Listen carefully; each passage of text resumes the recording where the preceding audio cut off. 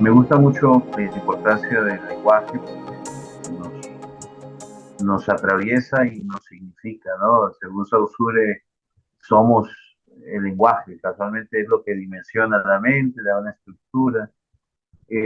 Por eso es tan importante definir como conceptos. Y diálogos es eso, diálogos de mentes es la búsqueda de dos personas hablando, generando ideas que puedan generar una construcción mucho más grande. Pero por lo general siempre estoy en la postura de que quien viene pregunta, no soy yo quien pregunta. Quiero darme la oportunidad de también entrevistarte. Sé que tienes una experiencia bastante interesante por ser la mamá de un paciente con condición de adicción. Pues quería hacerte varias preguntas, pero la primera es la primordial. Estamos con la licenciada Isabel Díaz Pérez, Marisabel Díaz Pérez. Diriges el Centro siempre de Capacitación Integral Y de transformación. y de Transformación. Estás en este momento en Michoacán, Hidalgo, Michoacán. México. Y bueno, como te decía, yo creo que es lo más interesante, a pesar de que yo soy crítico de la gente anecdótica, pero el hecho de ser mamá de un paciente con condición de adicción y ahora dedicarte al área psicoterapéutica, pues te da una base empática, más yo creo que has aprendido a separar la anécdota de lo que es la metodología de intervención, ¿no? La primera es, ¿siempre estuviste interesada en el área psicoterapéutica o esto nació frente a la crisis por la condición de tu hijo? Esa es la primera. No, no siempre estuve interesada, pero yo creo que inconscientemente sí había algo, porque yo nunca me sentí, o sea, nunca juzgué la situación de una persona en adicción. Yo siempre consideraba que cuando escuchaba lo que platicábamos anteriormente de que no lo deja porque no quiere, porque no tiene voluntad, a mí no me agradaba escuchar eso acerca de una persona que estaba en adicción, porque yo veía sus conductas y tuve familiares que yo veía que hacían esfuerzos muy grandes por estar bien, pero que necesitaban algo más que esa voluntad de la que la otra parte de la familia hablaba. Entonces yo veía esa circunstancia y aunque en aquel momento no la entendía porque no tenía los conocimientos que hoy tengo, veía esa parte, ¿no? De que no es solo la voluntad, sino que debe de haber un apoyo, ya sea, en aquel momento lo pensaba, ¿no? Como médico, como psicológico, como algo más que le pueda dar un respaldo a la persona que está atravesando esas situaciones. Y al mismo tiempo podía ver un poco más allá de las personas que eran cercanas a mí, las situaciones por las cuales recurrían a las sustancias.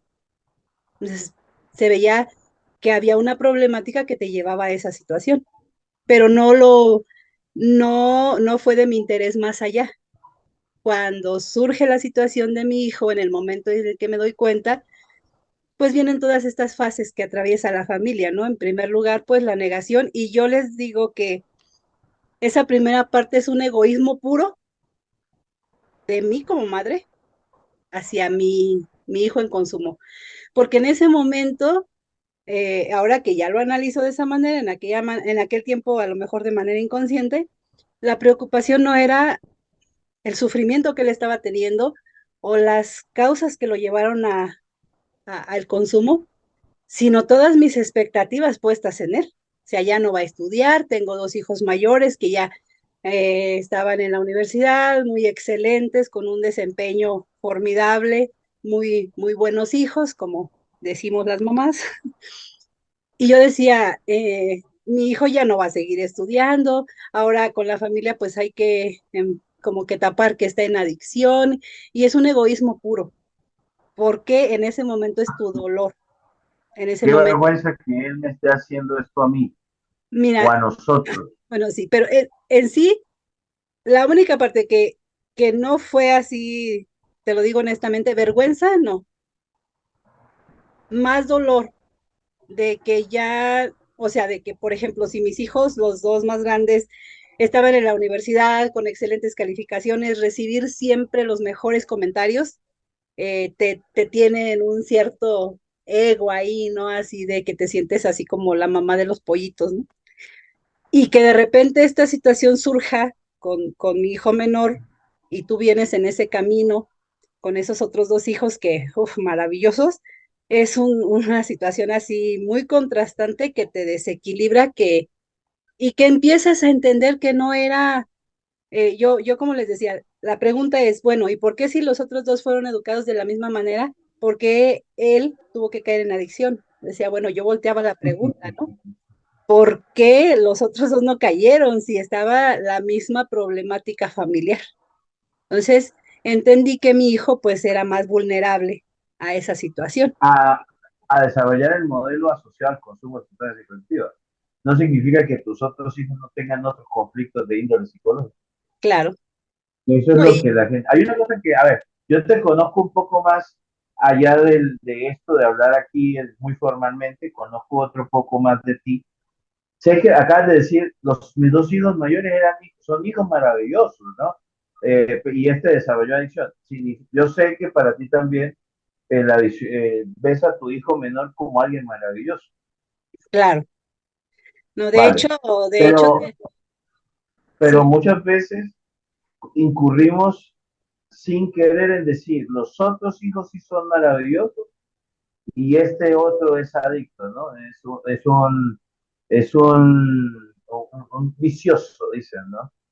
Entonces, a veces creo que esa es la primera cosa que como madre debes de desestructurar, que es la primera cosa que te toca destruir, ¿no? No es que este hijo deja de ser maravilloso por ser un adicto.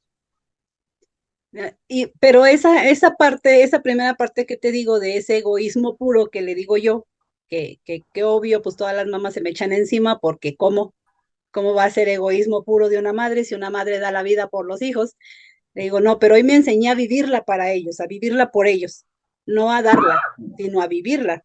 Y, y en ese momento me sucedieron todas esas cosas, se te vienen, casi así como sientes que se te viene el mundo encima, pero empecé a, a buscar cómo formarme o cómo, bueno, al inicio era como encontrar la fórmula mágica, ¿no? Para, ¿sabes? Por arte de magia ya mi hijo esté bien. Mi No, pregunta aquí antes de que se me vaya, ¿cuántos vendedores de aceite mágico de serpiente te aparecieron al principio? ¿Aparecieron? sí, sí, sí aparecieron. Y los motivadores también, esos, esos también aparecieron por No, es ahí. que, es que para mí son igual de vendedores de aceite Sí, mágico de serpiente, ¿no? sí, sí, y en la vulnerabilidad que uno tiene, tú estás buscando eso y caes fácilmente en muchos de en muchas situaciones de ese tipo. Hay Pero muchas falacias sí, de hecho, al no y haber, mentiras que sean agradables, ¿no? perdón, Mentiras que son agradables porque la verdad es muy dolorosa. que te digan lo que quieres escuchar. Entonces, tuve la fortuna de bueno, pasó un buen tiempo en lo que yo asimilo la situación. Ah, me quedé sola. En ese momento fue solo mi hijo. No había apoyo de la familia. Y bueno, y aparte que no había apoyo era cargártelo todo ahí, ¿no? Fue por esto, porque tú hiciste el otro, porque tú aquello, y me quedé siendo la única persona, o sea, la mamá de mi hijo. Era mi problema. Entonces, eh, viene antes de la pandemia, él ya estaba en una situación de que su vida ya corría riesgo, ya su salud estaba demasiado deteriorada. Aquí en mi localidad no hay a dónde vayas a solicitar apoyo como Apoyo. familia, ni hay, bueno, están los famosos anexos que son clandestinos y que ya hay dos, tres por ahí nada más. Y otra clínica que es recuperar un poco al cliente para que siga consumiendo. Entonces, obvio, no lo iba a llevar ahí. Y empecé en una búsqueda de lugares, de dónde poder buscar ayuda para él, porque él tenía el problema. En ese momento yo así lo pensaba. Y pues como tenía ya acceso a redes sociales y todo eso, entonces me pongo ahí a buscar la fórmula mágica de cómo poder ayudar a mi hijo. Y coincidentemente escucho un conversatorio de la Arquidiócesis de Morelia que se dedica a brindar ayuda en esta situación de las adicciones. Tienen algunos centros y que hacen un buen trabajo. Creo que les falta, pero están en esa constante evolución de querer hacer un buen trabajo. Y lo que me Muy agradó difícil. es que no es en cuanto a la religiosidad, sino que están abiertos a todas las formas de pensar y eso fue para mí un decir, aquí sí puede ser. Y era un seminarista el que estaba dando la charla, entonces ahí en el momento mandó, o sea, le pregunto que dónde se ubican, que si me pueden dar información, y justo terminando la charla se comunicó conmigo, me dijo dónde estaba el centro, me preguntó qué problemática tenía y si podía darme acompañamiento, porque yo estaba, o sea, yo tenía una resistencia enorme a internar a mi hijo por todo lo que había escuchado de los centros, de las clínicas de rehabilitación o de los famosos anexos, donde incluso hasta llegan a desaparecer a las personas, ¿no? Entonces tenía un terror, un pánico de internar a mi hijo.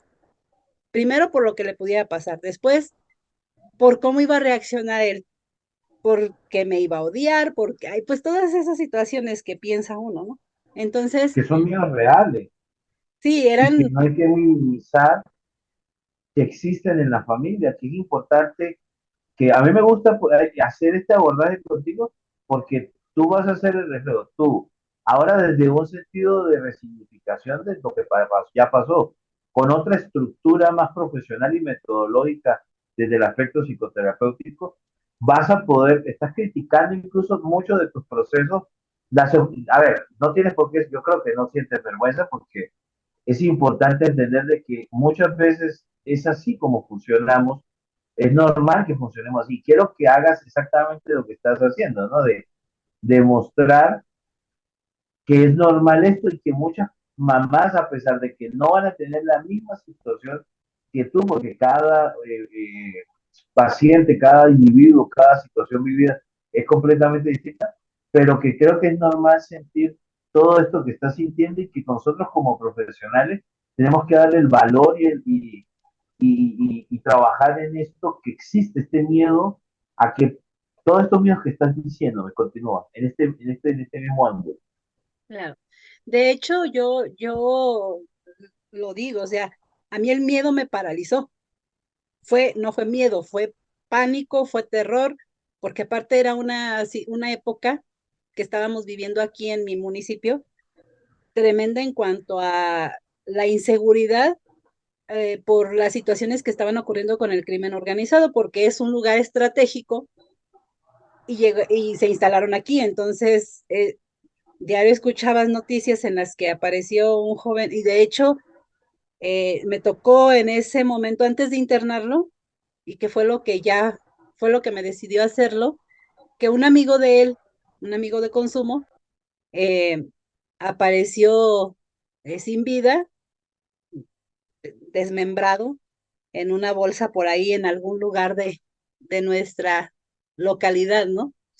Entonces, el seminarista me da ese acompañamiento, yo estoy en un pánico, en un terror total, sin ningún apoyo, solamente a las decisiones que yo pudiera tomar, que yo pedí a Dios que fueran las mejores, ¿no? Para poder ayudar a mi hijo. Él es un joven que mide 1,85, estaba pesando a lo mucho 40 kilos. Ya lo veías así de lado, ya era una línea, ¿no? Ya su piel estaba deshidratada, con cicatrices, y ya sus piezas dentales le lastimaban, ya era una situación de o se interna o ya no va a estar, ¿no? Y aparte la situación de inseguridad que se estaba viviendo aquí era tremenda. Y aparte de la situación de que estaba consumiendo, la forma en la que lo adquiría, porque él no, o sea, por parte de la familia no tuvo dinero para decirle yo, o sea, con tal de que no te pase nada, aquí está, esa parte sí no llegó a ser. Entonces, obvio que él tenía que buscar las formas de consumir, de adquirir su consumo. Era una situación que agravaba todo esto. Entonces, este seminarista eh, aparece ahí en escena y me da un acompañamiento para que yo toma la decisión de internar a mi hijo. Y un día, el día que apareció la noticia de este amigo de él, que hacía 3 días había estado con él y a los 3 días amanece sin vida y en estas condiciones que te comentaba, pues tomó la determinación de lo voy a internar y al otro día me sucedió algo muy, no sé si, cómo decirlo, si curioso o qué fue lo que pasó.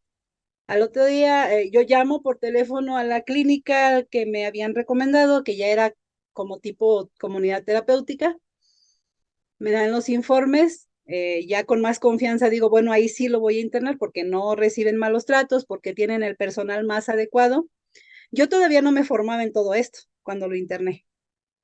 Veníamos de un proceso de mucho miedo, el acompañamiento de esta persona me hizo mucho bien, me ayudó bastante. Y al otro día de que llamo, pregunto todos los requisitos, ya queda la situación de que van a venir por él, porque va a ser de manera involuntaria. Me levanté, agarré la lista de cosas, vi qué era lo que tenía, qué era lo que faltaba, y con toda la serenidad del mundo me fui a comprarlas como si fuera yo a mandar a mi hijo de vacaciones a algún lugar. No tenía la angustia, no tenía la preocupación, estaba súper tranquila. Llegué, preparé sus cosas. Al otro día a las 8 de la mañana llegaron por él, que como anécdota que ahora mis dos hijos, tanto el que está en consumo como su hermano mayor se ríen, es que me piden las características de él. Es un muchacho alto, delgado, pues los dos están iguales, ¿no? Nada más que en ese momento uno más delgado que otro. Y me dicen, yo pensé que yo le tenía que hablar. Me dicen, no, ¿en dónde está? No, pues está en su habitación. ¿En dónde es? Subiendo escaleras a 2 recámaras, es esa puerta. Pero cuando ellos van subiendo en el descanso de la escalera, se encuentran con su hermano mayor y lo agarran y lo bajan, pensando que es él. Y les digo yo, y les dicen, no, es que yo no soy, no, amigo, mira, tranquilízate si no quieres que utilicemos la fuerza, etcétera, etcétera, ¿no? Y ya bajan con él y digo, no, efectivamente él no es. Ah, caray, no, pues ya sube por el otro. Y ahora ellos lo recuerdan y ahora es una anécdota que nos da risa, ¿no? En ese momento, pues ya van por él, pues obvio, pues te espantas, oyes, a esas horas en lo que andas metido con las gentes que tienes contacto, es un impacto brutal, El ¿no? efecto tóxico de la sustancia, que es otra cosa. Entonces, pues ya se lo levantan, yo estoy abajo, ya. Él no me dijo nada. Yo esperaba que iba a vociferar, que me iba a decir mil cosas. Ese era mi miedo, mi terror en ese momento. Y yo creo que es normal, le pasa, yo creo que pues a todas como mamás, por ese sentimiento que tenemos hacia nuestros hijos, ¿no? El hecho de que te digan, no Papás te, también, no, sí, papás, abuelitos, la red de cada, apoyo siempre es muy cada quien chévere. hoy entiendo que cada quien lo vive de manera diferente, pero en el momento que uno como mamá lo está viviendo, sientes que nadie te entiende y que solo tú sufres. Y ahora, Ujú. hoy en día regreso y veo, pues cada uno de los miembros de mi familia lo sufrió de manera diferente. Entonces, para mi Lo que pasa sorpresa, es que, a ver, ¿no? desde aquí también todas las figuras parentales, ¿no? En tu caso, tú eres la que tomaba la decisión y estuviste afrontando todo, pero en muchos casos es una hermana, una abuela, un Sí, tío, hasta un desconocido asumen estas posturas, porque dentro de este proceso tan maravilloso del acompañamiento de la familia, descubre una cantidad de seres maravillosos, ¿no? sí. Y pues en este caso me toca a mí, y para mi sorpresa él no me dijo nada. Él solo volteó y se me quedó viendo, una mirada que es así, nunca la voy a olvidar, como, como entre con miedo, pero con gratitud. O sea, fue una mezcla de sentimientos en ese momento al No ver sabía que tenía que tomar esta decisión, gracias por tomar esa decisión por mí. exactamente. Entonces, él ya tenía, ya estaba en una situación de que llevaba muchos días sin dormir y ya estaba muy desgastado su organismo y el día que salía a comprar las cosas para ya tener lista su maleta para que se lo llevaran, ya tenía aproximadamente 4 días sin comer, sin probar nada de alimento. Y yo le dije, ¿quieres que te traiga algo de almorzar ahora que voy a salir a comprar las cosas? Me dijo, sí, por favor. No, pues yo regresé volando porque dije, o sea, para mí fue la gloria que pidiera alimento. Entonces le doy de comer, cuando llego con la comida, me da un abrazo muy diferente a los de siempre.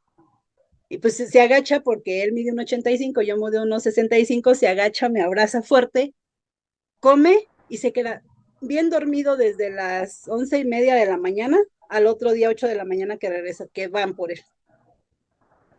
Y yo esperaba que iba a pasar esa situación trágica y en el momento y no, solo fue esa mirada que la tengo siempre bien presente y ya se fue. En ese momento viene la pandemia y no hay atención a la familia directamente, solo algunas charlas virtuales de algunos temas en general. 15 días antes de salir, fueron 6 meses de internamiento, 15 días antes de salir me pongo a buscar en redes sociales alguna formación, algo que me ayude a estar, a conocer la situación o a poder ser un apoyo para él. Y encuentro un grupo de los de, ¿cómo se dice? Como de los de doble A, pero que son para Y ya, familia. Narcóticos Anónimos. No, era Restaurando Alanón. Familia. Restaurando Familia Ok. se llamaba el grupo que era virtual.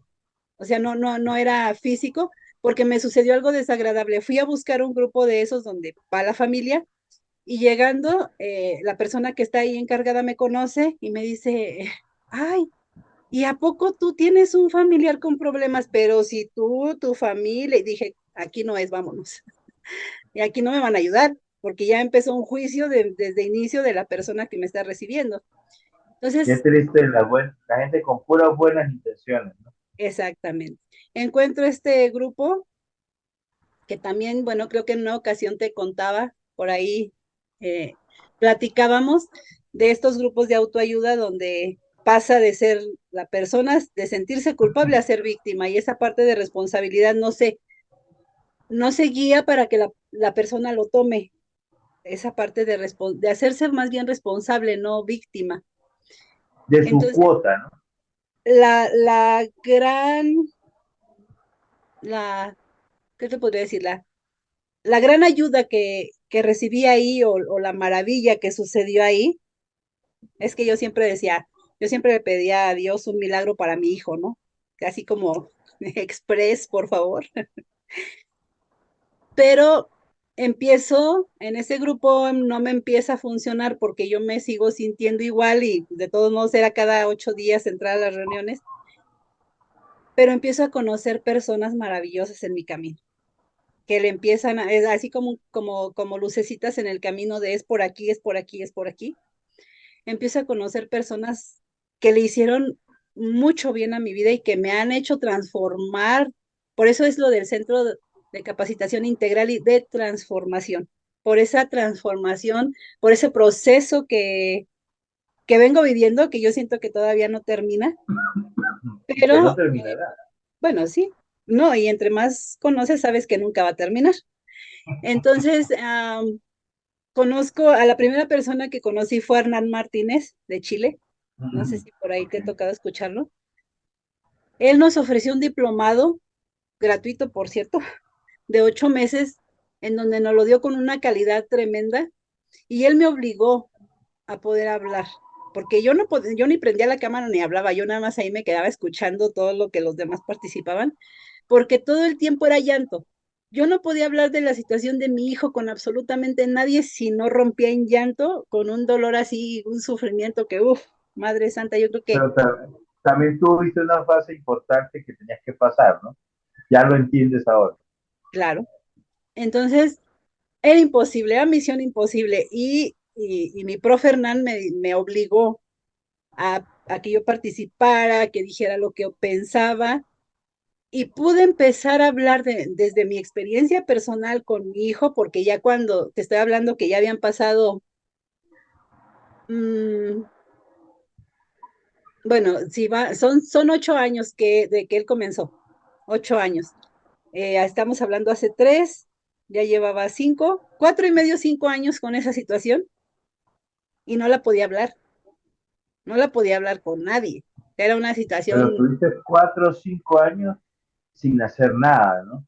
sí. Estabas en una negación, en una negociación, negación todo el tiempo. Negociabas para que él siguiera, tú empezabas con el autoengaño de que no, en algún momento él va a entrar a la razón, él va a Y poder controlar sí, la sustancia, él lo hace. Llegaste a caer en ese mito de que de negociar porque las familias creen que existe tal cosa como el consumidor social y funcional. am, bueno, también tiene uno su fase de que uno también es manipulado y chantajista. Y empiezas a tratar de, de chantajear o de manipular o de esa parte de negociación con él para ver si deja de consumir. Y fíjate que él tuvo determinadas fases en las que él hacía esfuerzos muy grandes por estar bien, pero la adicción al cristal es, bueno, hoy lo sé, una de las más brutales. Y pues no lo lograba, ¿no? Y sin ningún apoyo, menos, y sin conocimiento por parte mía, pues a ver quién le iba a dar la mano, ¿no? Entonces, Ahora, todas las sustancias tienen un efecto neuroadaptativo y neurodegenerativo, ¿no? Toxicológico.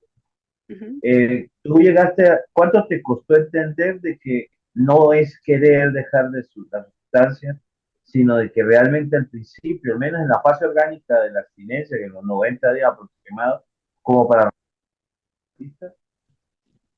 los pacientes no tienen voluntad? ¿Cuánto te costó entender de que había una dependencia que iba más allá del deseo que tu hijo tenía de dejar de consumir?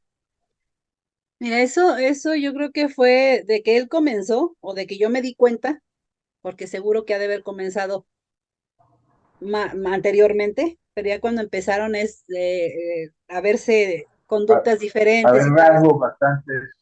Ujú. Ah, yo, como, ¿qué te diré? De que yo me di cuenta, eh, comencé como cerca del año que él ya llevaba consumiendo, me empecé a meter a investigar los efectos de las sustancias, qué causaba en él, o, y empiezo a ver, primero era la marihuana, que fue bueno, primero el tabaco, después comienza con la marihuana, y más o menos yo empecé a ver esta situación de cómo poder ayudarle para que pudiera dejar de consumir, pero como al año y medio, o si no es que casi a los 2 años, comenzó con el consumo de cristal.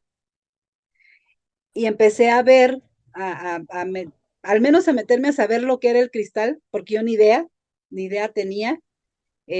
Ahora ya sé hasta cómo se fabrica y cómo se consume y todos los efectos que causa, ¿no? Uh-huh. Empecé a investigar y me doy cuenta de lo adictivo que es y de que hay un momento en el que la persona ya no consume por sentir placer, ya consume para no sentirse mal y Sí, por la abstinencia.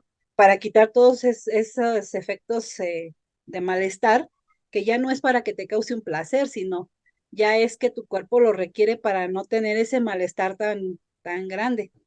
Y también empecé a ver todos los efectos que causaba en la persona, ¿no? No solamente físicamente, psicológicamente, en todos los aspectos. Ahí sí me informé muy bien de todo lo que causaba el cristal. Entonces yo entendía, aunque tardé en tomar la decisión de internarlo y en empezarme a formar para poder ser apoyo para él, pero sí me informé de todo lo que podía causar en él. Y también empecé a entrar, antes ya de todo esto, encontré como una, con- una conferencia donde hablaba de las conductas y de que en un momento dado, por ejemplo, lo común de las mamás o de la familia es que en el momento en el que llega con el consumo es el momento que tú quieres abordarlo para empezar a hablar con él.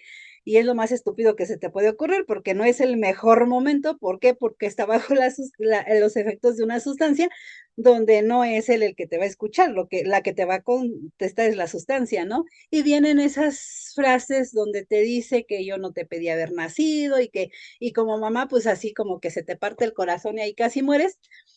Y dices, y empieza esta parte de es que no le importo, es que no me quiere, es que prefiere su sustancia, es que no le importa el daño que me está haciendo, mira cómo me tiene, ya estoy enferma. Y ahora yo digo, bueno, si estás enfermo, pues ve al médico, ¿no? Si te sientes mal, si empiezo con problemas de presión, voy al médico.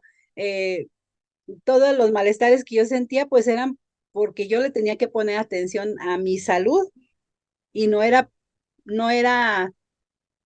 por Su culpa, responsabilidad y su culpa.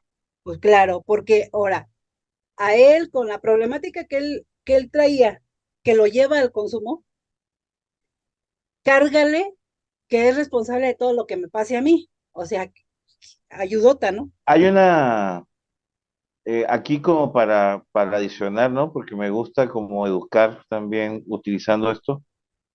La mayoría, hay uno de los factores de recaída más determinantes dentro del proceso de prevención, es decir, el factor de riesgo y de recaída versus el factor de prevención. Es que la familia necesita a quien culpar, ¿sabes? Constantemente el adicto ha cargado con el estigma de ser el que roba, el errático, el irascible, toda la dinámica de la familia es desregulada emocional, pero todo el tiempo ha sido justificado porque él está ahí en la casa, ¿no? Y en el momento en que el adicto inicia el proceso de recuperación y logra llegar a la fase de abstinencia, y logra llegar otra vez a reinsertarse en el hogar, siguen atacándolo ya no porque está bajo el efecto, sino por lo que fue y constantemente sigue siendo cagada. Es que mira, aquí estamos aguantando hambre, si no hubiéramos tenido que hacer esto por ti, ta, ta, ta, ta. Entonces constantemente, pese a que el paciente ha intentado cambiar la modalidad, sigue siendo abordado como el hombre con el estigma de la sustancia, ¿no? Entonces, creo que parte importante del proceso de recuperación es de que la red de apoyo sea una red de apoyo, Claro, de ¿sí? que, de que Y que cada uno, realmente tenga un lenguaje asertivo, un lenguaje adecuado, un lenguaje emocional correcto para poder hacer un enfoque y un encuadre. Ahora, nunca va a pasar, y eso olvídate de que bajo los efectos de la sustancia va a servir alguna verbalización. obvio, ¿no? No. Pero, por ejemplo, el post es lo importante. Ahora, si llegaste a conciliar con la idea de que muy difícilmente hubieras podido lograr la recuperación sin hacer esa intervención drástica de sacarlo del ambiente de consumo y llevarlo a un lugar alejado de la sustancia. Si entendiste que esa era la única forma de poderlo hacer de manera de que orgánicamente se estabilizara a posteriori. Claro. Sí, sí, sí logré entenderlo y, y ahora sé que en ese momento fue la mejor decisión que pude haber tomado, que fue lo correcto en su momento. Y ahí lo que falló fue la parte de como familia no educarnos. Entonces, 15 días antes de salir, encuentro este grupo, viene una charla que decía qué cambios hacer para cuando tu familiar regrese de un centro de rehabilitación o de una recuperación. Hablaba incluso de los cambios si te podías cambiar de domicilio, si te podías cambiar de ciudad, o si podías estar en el mismo lugar, cambiarlo de habitación, quitarle Ujú. como el ambiente que le recordara, ah, pues Regresiones. sí, este es mi espacio de consumo, aquí está la misma silla, aquí está. Entonces, eso sí lo alcancé a hacer para cuando él llegó, que ya fue una ayuda, ¿no? Pero pues yo Sí, no sí, tenía, sí. yo no tenía ninguna formación de cómo ahora actuar ante él y era mucho temor de que lo que yo hiciera no le sirviera a él o que yo fuera a ser quien lo fuera a hacer recaer en la sustancia. Y pues cometí otra vez un montón de errores porque no estaba preparada, no estaba educada para cuando él regresara a casa. Entonces empecé ahí conocí, te digo, en primer lugar al profe Hernán, tomé el diplomado y me sirvió muchísimo porque me hizo ver lo que era verdaderamente la enfermedad de la adicción y el papel fundamental, Podemos regresar unos pasitos antes de que te me vayas de una parte. claro, Por ejemplo, dijiste, a ver, si yo te preguntara a ti, ya tú has vivido la fase de la recaída con tu paciente, ya con formación ahora, ¿qué considerarías a ver, tus primeras actitudes del primer egreso de tu hijo fueron errores de ignorancia, ¿no? Mm, sí, el desconocer. Vale. Ahora, ¿cuál crees tú que serían los errores? A ver, yo soy horrible de esa gente que dice 5 errores para que tu paciente recaiga. No, yo odio eso, pero sí siento de que hay como unos mandamientos sagrados que se deben de establecer. Bueno, si tú, desde tu anécdota, desde tu experiencia como paciente, como víctima de la enfermedad, pero también ahora con la condición de que ya tienes una metodología psicoterapéutica específicamente hacia las adicciones, ¿cuáles crees que son las negligencias que van determinando, influyendo, incidiendo en la dinámica de la vinculación con el paciente que desencadenan una recaída, entendiendo de que aquí existen una cantidad de factores contingentes y de que el paciente tiene que asumir una cuota de responsabilidad y entendiendo que la red de apoyo y el trabajo psicoterapéutico y pues, profesional tiene otra responsabilidad. Entonces, ¿cuáles crees tú que son esas negligencias que cometemos? No ignorancias. Primero yo creo que la primera cosa es capacitarse. Yo creo que eso está de más decirlo. Fundamental, eso Pero es ¿cuáles crees? ley. Sí, sí. Pero ¿cuáles son las negligencias que cometemos dentro del tener al paciente y cometemos ese error? Ahora, tú puedes hacer la crítica a tu yo del pasado desde aquel momento de la ignorancia, pero sí quisiera como desde tu perspectiva, ¿cuáles son esas negligencias? Mira, yo creo que aunque ya te hayas educado, hay Ujú. ciertas situaciones, te educaste en lo que es la enfermedad, ¿no?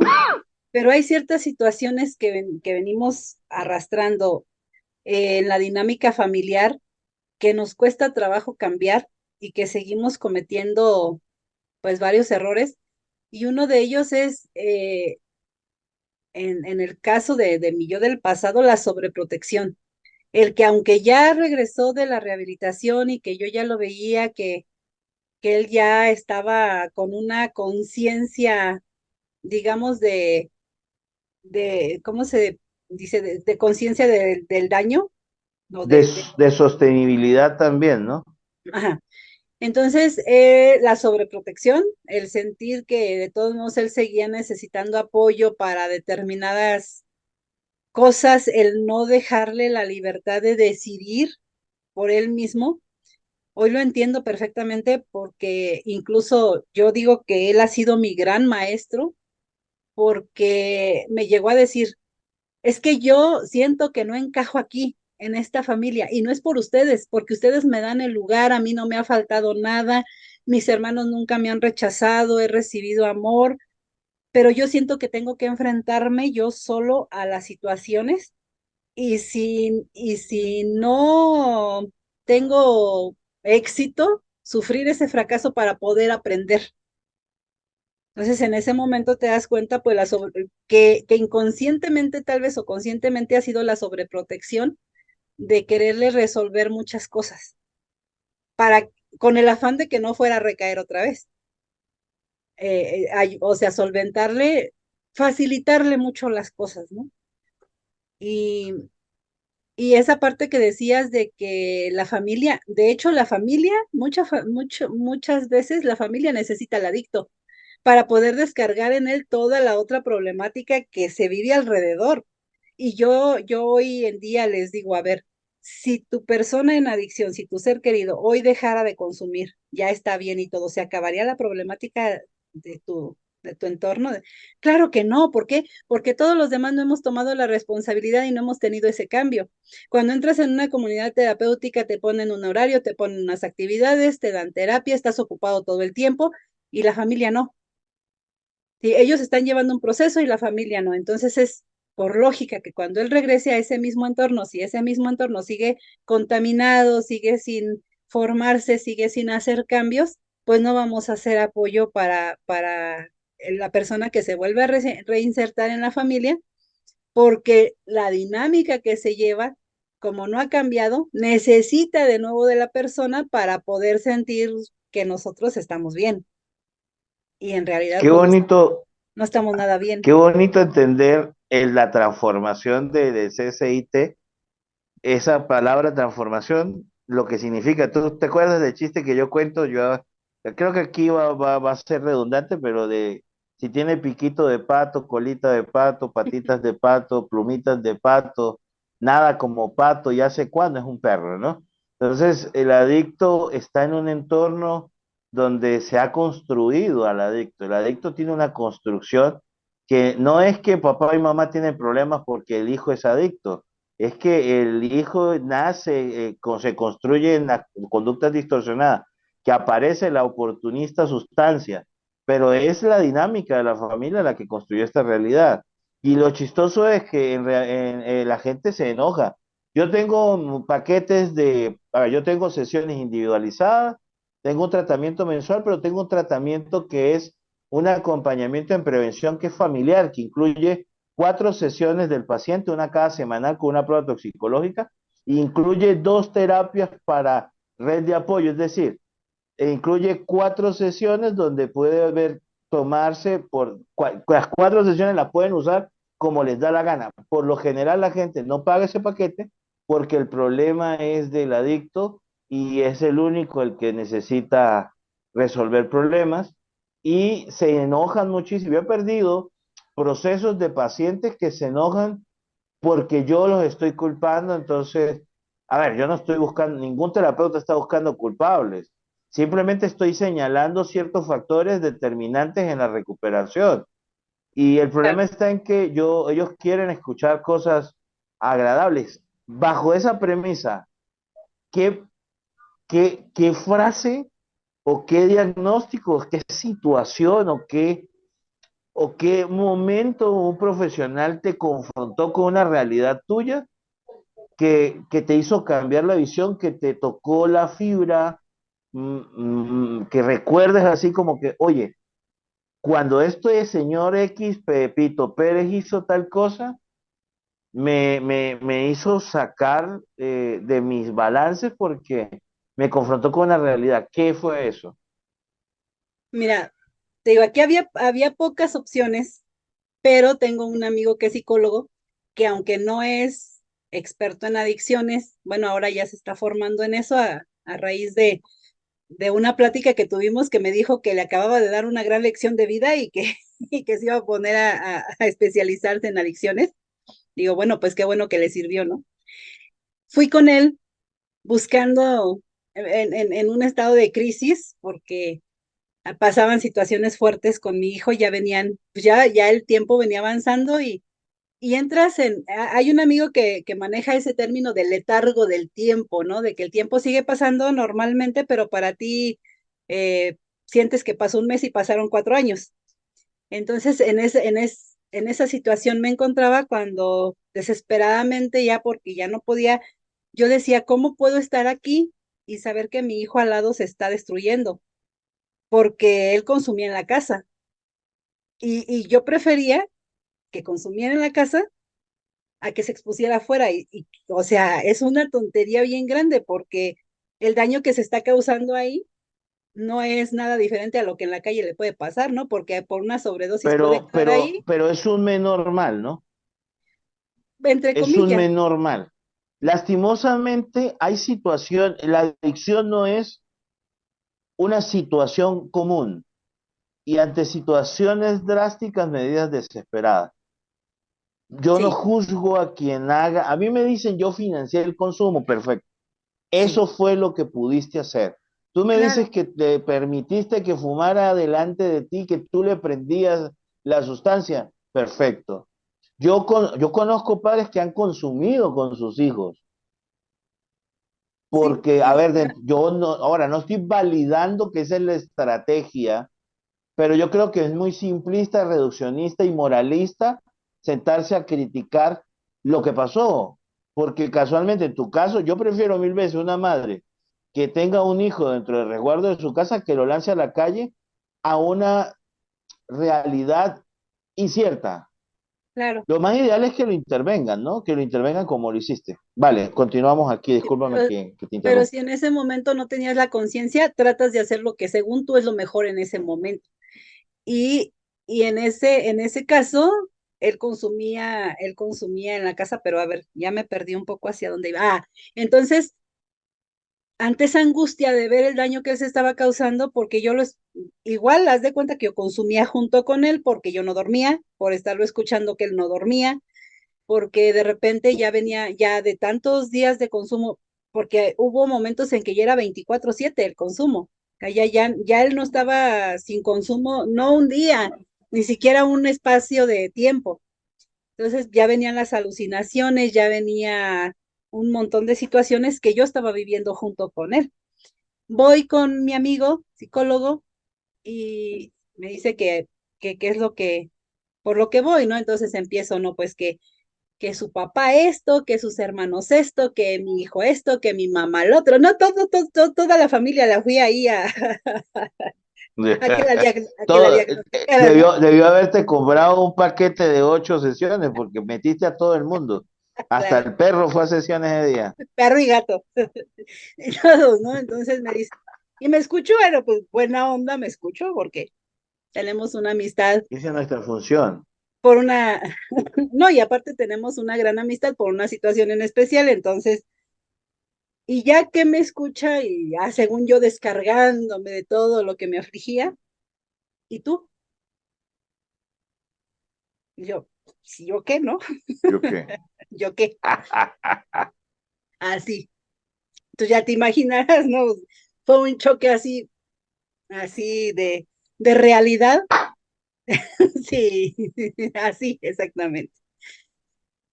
Y dice, sí, o sea, platícame tú, tú, tú lo que sientes, tú cómo lo estás viviendo, cómo lo estás afrontando, de ti quiero hablar. Ya cuando se trata de los demás, ya me los traes, me los formas y los atiendo. Y ahí fue ese choque así de volver a la realidad o de pararte en la realidad, de afrontar el problema como es, de empezarte a capacitar y empezar todo este camino que vengo recorriendo. Y yo recuerdo que en esos momentos de crisis, un día que él estuvo en una situación donde casi pierde la vida, y lo encontré, yo, mira, no sé tú cómo lo podrás catalogar, pero era de noche, empezó a llover muy fuerte, él siempre me contestaba el teléfono donde estuviera y como estuviera. El teléfono daba uno o dos timbrazos, ma, ma, siempre me contestaba así, ma, ¿qué pasó, ma? ¿Dónde estás? No, pues aunque yo supiera que estaba en un lugar donde no me iba a agradar, me decía la verdad, estoy en tal lado, ya voy. Ese día empecé a marcarle y no me contestaba y no me contestaba y no me contestaba y la angustia empezó a crecer de una manera pues muy desbordante, ¿no? Porque se empezaba a hacer de noche, empezó una tormenta muy fuerte y la inseguridad estaba a todo aquí, ahora está un poco más tranquilo, entre comillas, digamos, pero en aquel momento era fuerte y bueno, eso ya lo habíamos platicado. eh, no sé, empieza una angustia bien grande, digo, pues, ¿qué hago? No, no me contesta, no me contesta, no me contesta. Y en la tormenta salí como si yo supiera dónde tenía que ir y salgo de mi casa, empiezo a caminar sin un rumbo, yo no te puedo decir a dónde iba. Yo solo empecé a caminar, a caminar, a caminar, a caminar, a caminar. Él había estado con unas personas consumiendo alguna otra sustancia que a lo mejor él no, que era la primera vez, junto con lo que ya estaba acostumbrado a consumir. Viene y hay una calle, bueno, no es calle, es una pendiente que está muy pronunciada, donde no hay pavimento, hay rocas, hay tierra. Con la tormenta, él se resbaló, se pegó de lado en la cabeza, se abrió y cayó de frente. Estaba un charco de agua y él cayó con su cabeza ahí. Y yo fui hasta ahí llegué a donde él estaba. ¿Cómo? No sé. Hoy no te lo puedo explicar. Yo solamente llegué ahí y estaba a punto de perder la vida. Entonces, fueron situaciones en las que me movieron a decir, yo no, ese día se lo dije, esta batalla no la voy a perder, esta batalla contigo no la voy a perder. O sea, yo tengo que hacer lo que de mi parte sea necesario que al menos esta parte que me corresponde a mí, yo la voy a hacer. Y ese fue mi compromiso con él en ese momento de que yo lo que me correspondía a mí, yo lo iba a hacer. Y enseguida Hay un, voy con mi amigo. dime, Voy con mi amigo y pues comienzo ahí en el yo qué tengo que hacer, ¿no? hay algo importante aquí como para encuadrar esto, es que es importante hacer entender a la familia, a la red de apoyo, que el adicto no está consumiendo para lastimar a la mamá, al papá, al hermano, al tío, al primo, ¿no? Es decir, ¿por qué me estás haciendo esto? No, no, realmente no hay un acto eh, miserable de herir a la familia. Lastimosamente, la familia es un efecto colateral, ¿sabes? Dentro de las dimensiones del adicto, una de las dimensiones dañadas es la familia, el vínculo filial. Sí, a mí yo tengo familia, me dicen los pacientes, yo tengo una muy buena familia. Y yo le digo, muy bien, ¿y hace cuánto no conversas con ellos, no compartes con ellos, no pasas un momento agradable con ellos? Y es ahí donde uno se da cuenta de que realmente no hay un vínculo filial, ¿no? Hay una tolerancia y una necesidad de que sobreviva orgánicamente, pero realmente nunca lo han valorado por quién es. No saben quién es existencialmente esa persona. No entienden la persona que es. Simplemente lo quieren. Mira, a mí me parece chistoso, ¿no? Si yo le pregunto a una familiar, no sé si te la hiciera a ti en aquel momento, ¿para qué quieres que esté recuperado? ¿Para qué necesitas de él para que esté limpio?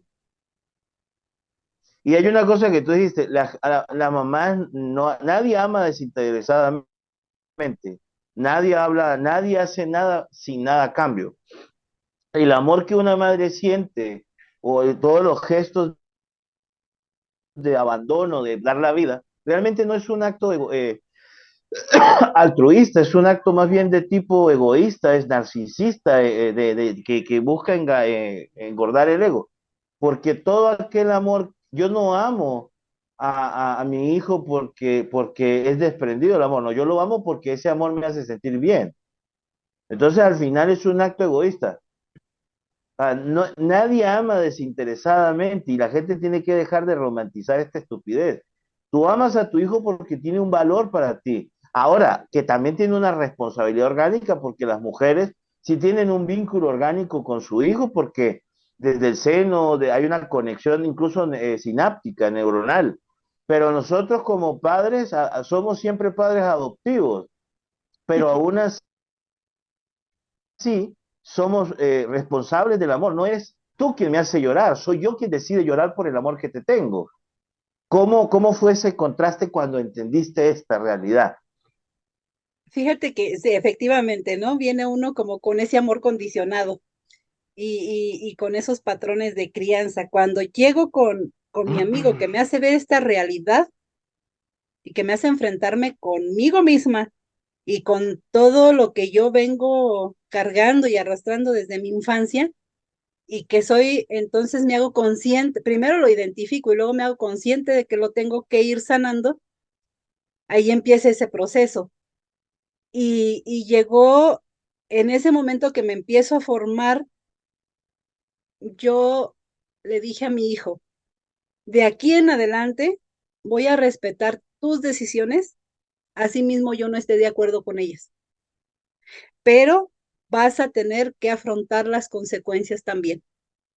Y ahí empezamos con un proceso que yo digo, yo hoy no sé si estuvo bien o mal, pero al final de cuentas fue como en el tratamiento que tuvo, le quedó cierta conciencia de su situación. No digo que no le haya servido de nada, porque sí tuvo cosas buenas, tuvo cosas positivas. Para empezar, pues le ayudó a conservar la vida, ¿no? Y, y, y empezamos con este proceso de cambio. Con mi familia fue bien complicado porque que ellos aceptaran la situación como que no era el problema mi hijo ni su adicción, sino que era como ahora lo entiendo, como el síntoma de todo lo que nosotros veníamos viviendo. También entro en la conciencia debía de dejarlo de ser el centro de atención, en donde giráramos todos en torno a él, eh, porque yo hoy sé, y he tenido pláticas con mis otros dos hijos, recién con mi hija, que está a punto de dar a luz, por cierto, yo le dije, yo estoy consciente hoy que hubo momentos en los que ustedes dos me necesitaron más que mi hijo que estaba en adicción, y que yo no estuve ahí para ellos, que yo también los abandoné. Entonces, yo estoy segura de que hubo momentos en sus situaciones de ellos y que tú, como bien lo dices, ellos también traen unas situaciones, no de adicción, pero sí de otros problemas fuertes. Incluso mi hija se casó y debido a todas estas situaciones, ella dice que por la influencia de que yo empecé a formarme y que empecé con la importancia de tomar terapia, que ella decide ir a terapia y le pide a su esposo que también vaya, ellos en lo individual, no como pareja, porque cada uno traía situaciones arrastrando diferentes. Por eso ahora que mencionas que no hay problemas de pareja, sino problemas individuales y que los venimos arrastrando desde la infancia, pues obvio que sí. Digo, si ya venimos, ¿cómo dice ese dicho de que, cómo no, ay, espérame, que, que, que no falta un roto para un descosido? No, pero yo creo que Pues, a ti te gusta más la frase del medio pepino, ¿no? ándale, no, de los pepinos enteros. Y, No somos ni pepinos, no somos media cebolla, ni medio tomate, no, ni medio aguacate, ni media piña, ni media banana, ni media nada. Somos un ser íntegro y completo, pero no vamos allí, ¿no? A la relación completos y por eso lo que mata una relación no son nuestras completitudes, sino nuestras carencias. Desafortunadamente no existen los conflictos de pareja, existen los conflictos individuales que vienen haciendo arrastrados de nuestra propia crianza, de nuestra propia estructuración. Lo mismo pasa en la adicción, no existe el problema con la sustancia. Ojo, orgánicamente en una fase hay una necesidad, sí, de la sustancia, y en el caso de los opiáceos, como, como el metafetanil, las metanfetaminas, sí, la heroína o la morfina, también algunos alcaloides de cocaína. O sea, en menor grado, en mayor grado, pero sí hay una dependencia orgánica y el cerebro empieza a funcionar adecuándose a la dinámica de las sustancias con que consumen. Eso también hay que hacerlo entender. Pero también entiendan de que hay un trastorno, bueno, ya eso está en un capítulo anterior, hay unos trastornos de base que son importantes determinar, ¿no? Entonces, cuando entendemos todo eso, entendemos que la dinámica que tengo con mi pareja, con mi hijo, mi familia, no es solo mi dinámica, es que la gente, el ego antropocentrista de creer que somos especiales, individuales y únicos, nos, nos reduce y nos cuarta poder decir, ¿sabes qué? Yo no soy tan único, ¿sabes? Yo soy 20% traumas paternos, 20% traumas de ausencia, tengo 5% de inseguridades sexuales, o sea, cuando uno empieza a hablar realmente de quién es uno es la acumulación de una cantidad de experiencias en lo negativo y en lo positivo también. Yo hablo como un montón de gente que me ha impactado, tengo frases, malas palabras que me encantan decirlas, por cierto, porque siento que le honro a gente que fue importante para mí. claro, Entonces, pero el problema está en que yo soy un poco más consciente de cómo estoy atravesado por la experiencia de los otros y de la significancia con los otros, ¿no? Eh, Haces este proceso con tu terapeuta, rompes con el hecho de que no es tu culpa. A ver, sí tu responsabilidad gradualmente, pero no es tu responsabilidad sostenerlo limpio y que él no está haciendo nada para lastimarte a ti. Esa fue una cosa fuerte, ¿no? Ahora, ¿qué tan importante es la educación en el miedo que sientes? A ver, siempre va a haber miedo. Creo que eso es una emoción inherente a la condición humana por la incertidumbre, que es la única cosa verdad. La única cosa buena que yo sé que es cierta es que me voy a morir. ¿Cuándo no? ¿Vale? Pero de resto, todo lo demás es una eterna incertidumbre y es lo que tanto hablábamos, ¿no? Pero entonces, cuando te encuentras con esto, ¿qué ¿qué tanto cambió la educación, tu formación, tu educación, tu responsabilidad, tu forma de abordar tus emociones? ¿Cuál fue la estrategia emocional que crees que fue determinante también en el hecho de que impactó significativamente tu vida? Porque, perdóname aquí, Isa, a mí no me importa lo que pasó con tu hijo, sino qué pasó contigo ante la situación, porque es que eso es lo que nadie quiere dentro de la familia, es que tu familiar en adicción no va a importar, lo que me importa es cómo te sientes tú al respecto.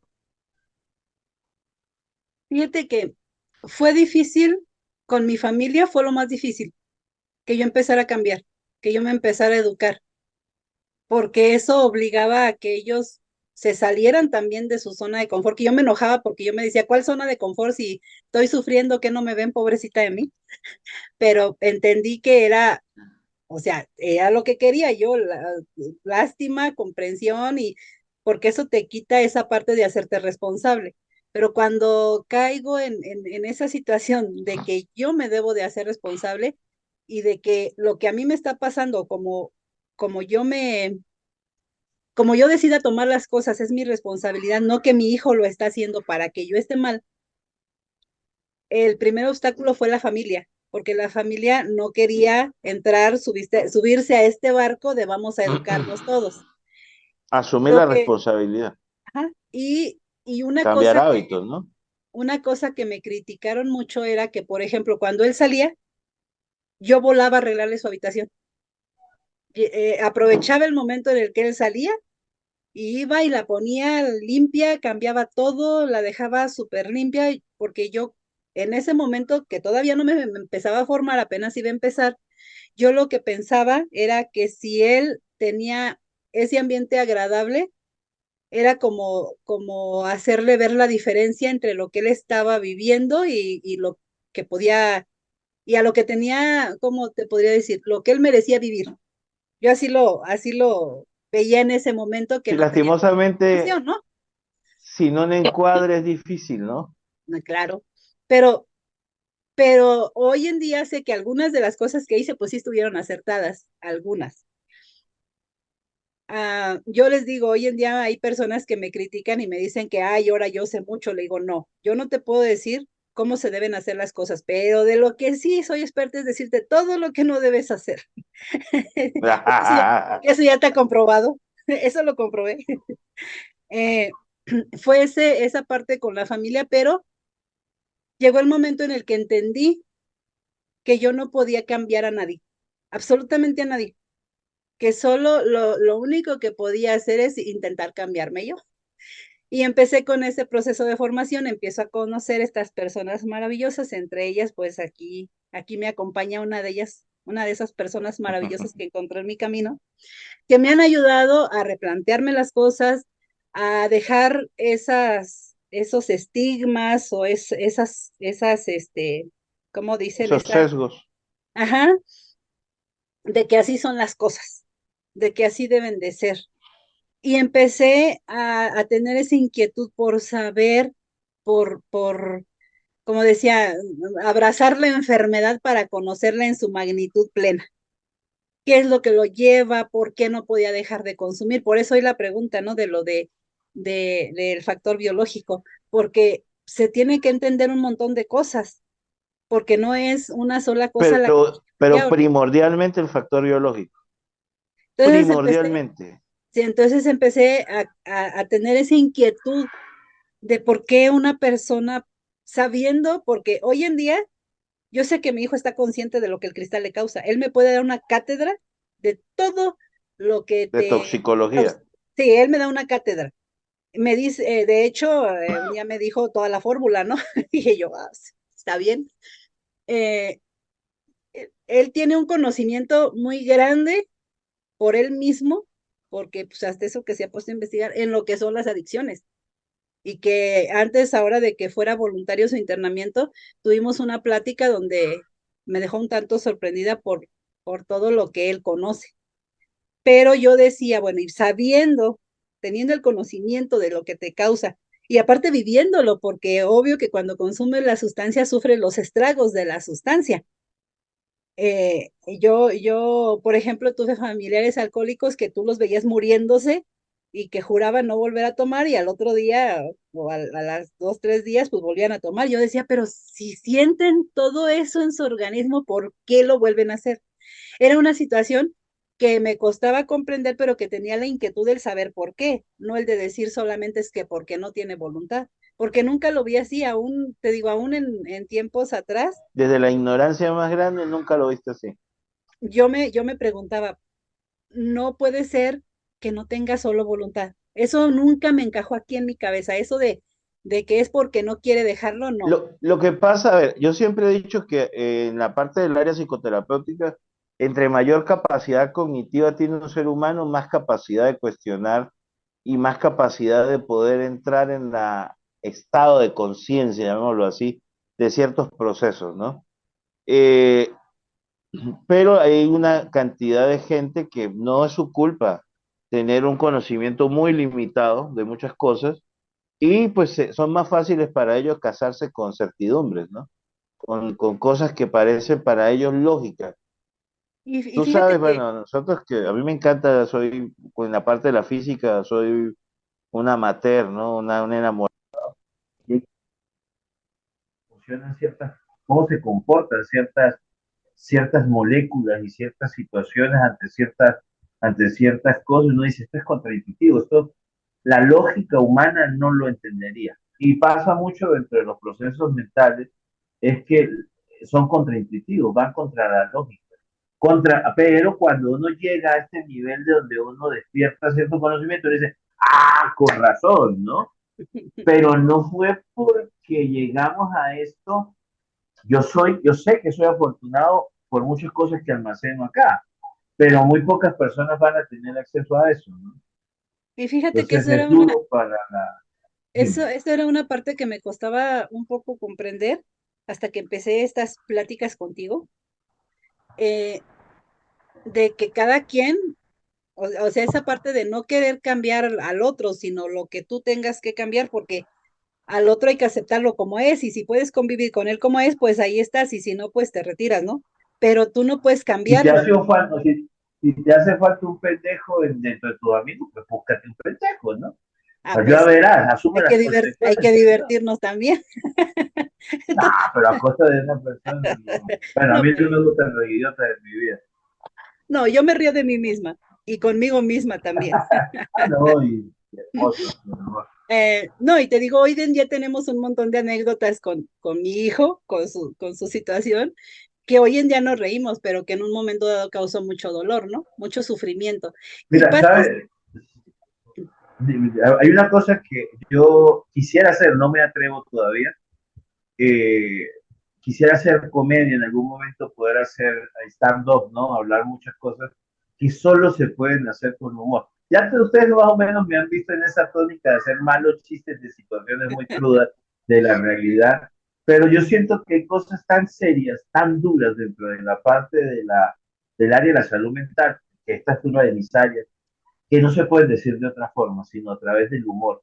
Y el humor te permite tramitar muchas cosas. Ahora, una cosa es hacer humor y poder suavizar lo que está pasando y otra cosa es burlarnos de una ah, realidad y no hacer nada, ¿sabes? De nada sirve reírnos si no vamos a hacer un cambio. Bonito es, después de haber resignificado lo que pasó, podernos reír de ciertas situaciones. fíjate que de hecho eso nos pasó y aunque ahorita esté en un proceso, pero fíjate que todos estos cambios donde yo no me enfoqué en él, sino en mí, donde dejé de que él fuera el ombliguito de la Centro. familia, yo les dije a mis hijos, a los tres, estaban ahí, les dije, soy tu mamá completa tuya y completa tuya. No soy como que la Y tercera también parte de soy mía. aquí, ¿perdón? Y también soy mía, ¿no? Ah, no, claro, y también ahora Porque estoy viviendo esa yo soy parte. mujer, me amo, estoy buscando mis propios anhelos, mis propios sueños. Luego soy mamá de usted y de usted. Y completa para cada uno, o sea, no es una tercera parte para cada uno porque soy una mamá y son tres hijos, no. Soy completamente mamá de cada uno. Cuando me necesiten, aquí estoy. Los voy a acompañar. Hoy en día no es que por su enfermedad de él, solo él.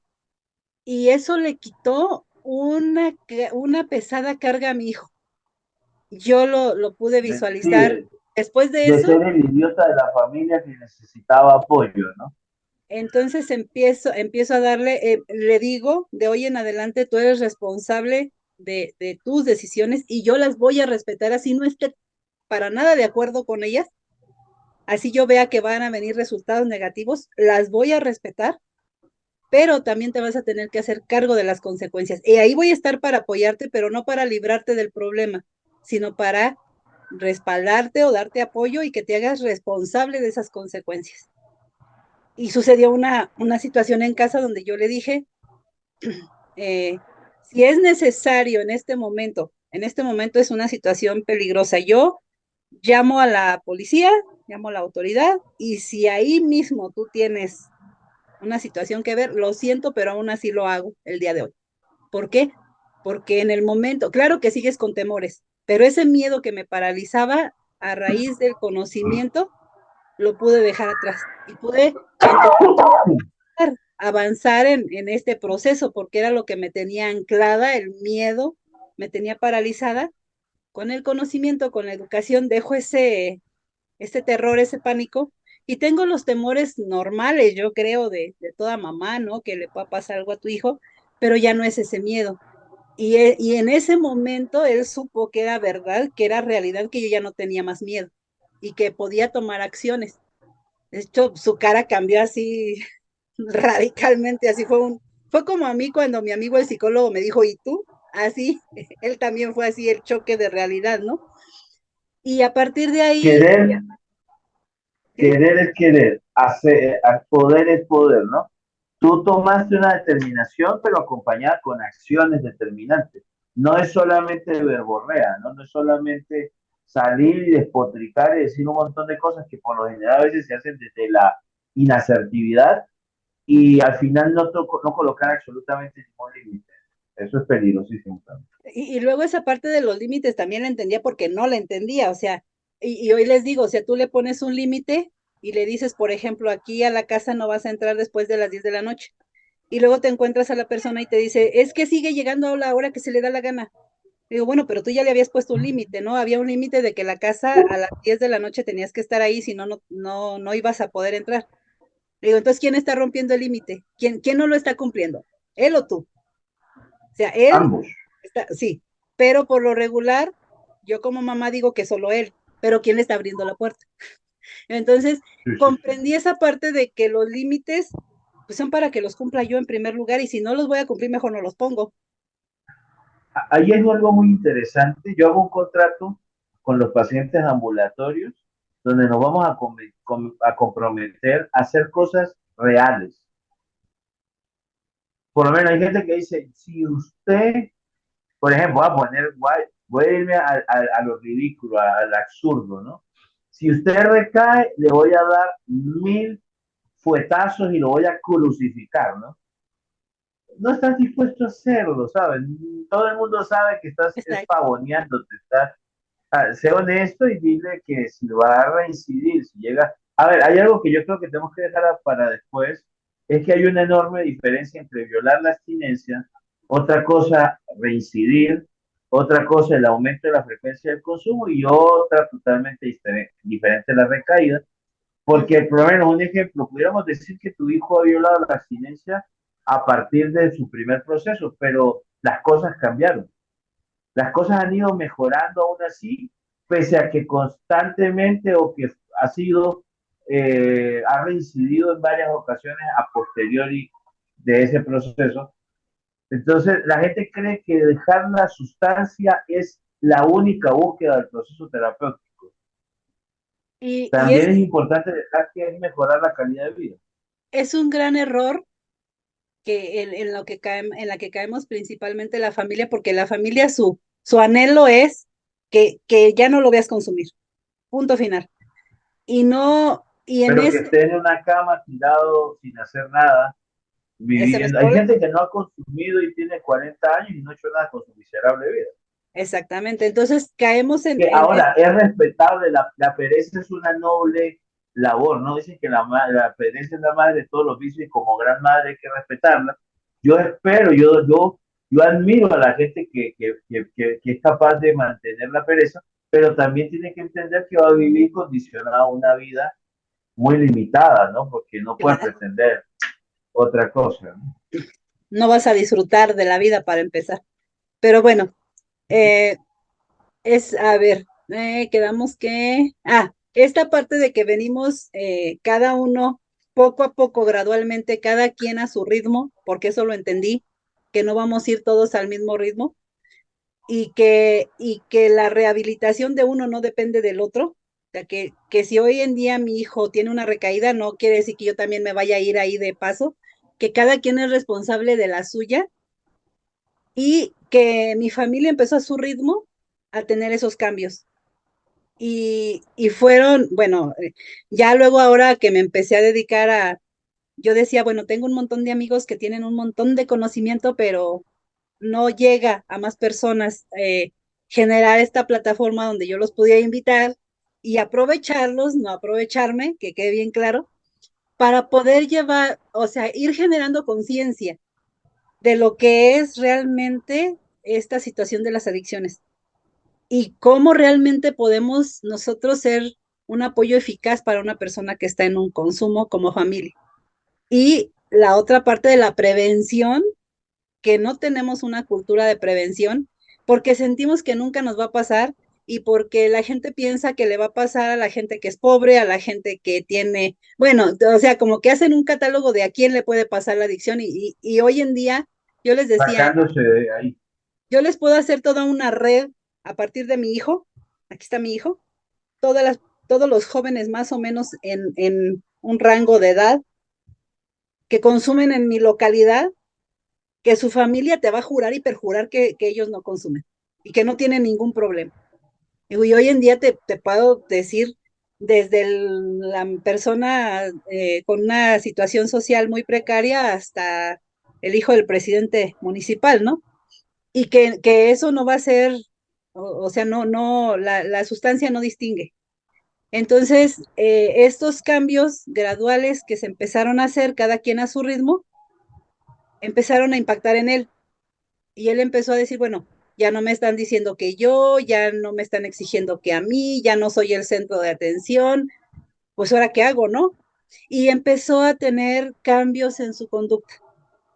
Y esa parte de que aunque seguía con consumo, pero yo le reconocía sus cambios o sea, el esfuerzo que él iba haciendo y los logros por pequeños que fueran, que él iba teniendo. Y eso lo hacía sentir bien, de decir, sí lo notan. O sea, sí se están dando cuenta, sí vale la pena mi esfuerzo, porque el gran error que cometemos como familia es, ya empezó a trabajar, ya te está dando una lana ahí, ya empezó a hacer algo con su vida, pero otra vez llegó con consumo y no sirvió de nada todo lo que ha hecho, o sea, no le das ningún mérito de nada de lo que ha logrado, aunque sea pequeño. Invisibilizas todo. Todo, otra vez contigo. Por ejemplo, sale de una rehabilitación, vuelve a recaer al consumo, de que sirvió todo el dinero que invertimos, a ti te vale. Bueno, esto no lo vamos a ayudar en nada. Entonces nosotros empezamos, platicábamos nosotros como familia y veíamos que esos cambios iban impactando de manera positiva en él, que ya iba teniendo mayor conciencia del daño que él se sigue causando, pero de que él quisiera por él mismo decir, pues sabes que si estoy haciendo muchos esfuerzos, pero solo no puedo, necesito una ayuda. Y yo siempre le dije, yo no te voy a volver a internar si no estás, si tu vida no está en riesgo, y la otra, si tú no lo haces de manera voluntaria. Los cambios que yo puedo hacer, los puedo hacer en mí, lo entendí, él mismo me ayudó a entenderlo, y de ahí en adelante eso fue lo que yo puedo ver hoy, que me regreso un poquito para atrás, que fue lo que ha ido causando un impacto positivo en él y que llegó el momento en el que él me dijo, yo quiero, yo estoy consciente de que tengo que tomar un tratamiento para mi rehabilitación. porque solo no puedo.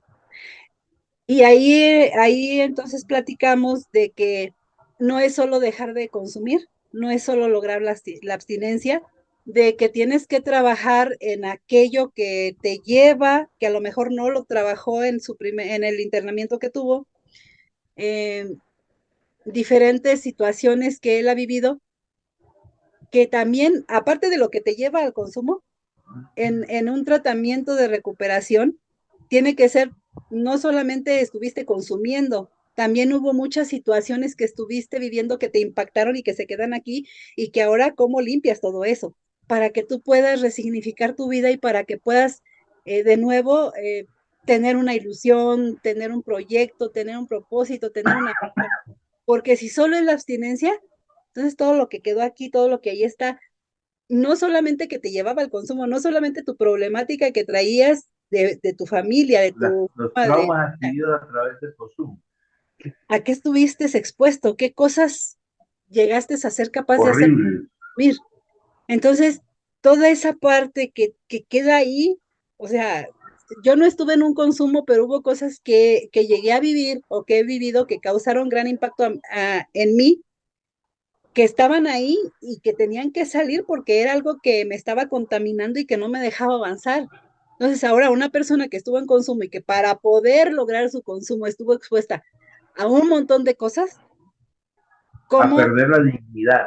Exactamente, no, a vivir cosas horribles. Mira, yo conozco pocas y no quiero conocerlas todas porque sé que sería un impacto muy fuerte en mi vida y prefiero que él las trabaje y yo no conocerlas, porque las pocas que conozco que me llegué a dar cuenta son muy fuertes. Entonces Terrible, doloroso.